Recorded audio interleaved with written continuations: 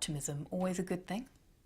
You might think that optimism and pessimism are two ends of the same scale, a continuum from positive to negative, with you typically somewhere in between.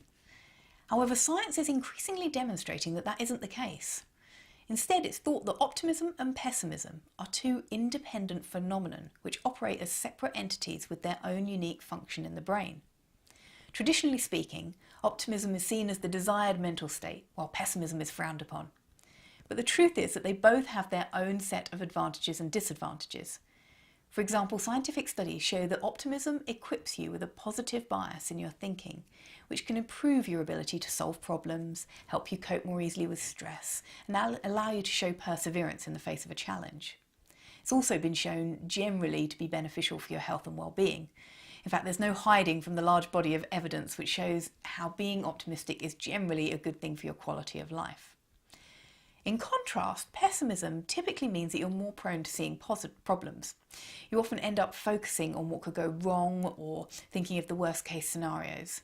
And this can prevent you from embracing change, avoiding something that you really should be dealing with, or stopping you being able to move forward with the tasks that you're working on. But pessimism also has a beneficial side. For example, it can help you manage your confidence, your expectations, and your feelings of disappointment. This is because if you have low expectations of something, of how it might turn out, then you can often feel a boost of confidence when things turn out better than you expected. In addition, expecting a less stressful outcome, a less successful outcome, can help manage unwanted anxiety associated with having very high expectations of the future. Similarly, if you can envision what might go wrong, then it can motivate you to make sure you're well prepared to cope with the worst eventualities.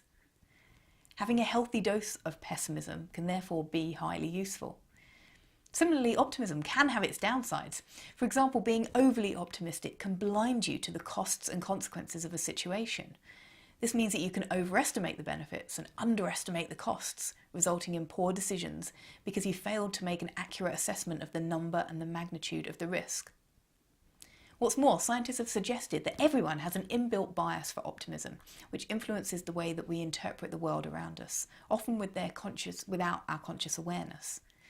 These biases give an unrealistic illusion of control, an unrealistic illusion of superiority or belief that you are less likely to experience negative events and more likely to experience the positive ones than other people around you. Managing this optimism bias effectively helps to minimise the likelihood of poor decisions or unrealistic strategy plans, which are based on misjudgments of the risks and benefits of your situation, or of your own abilities, or of how much control you have over a situation.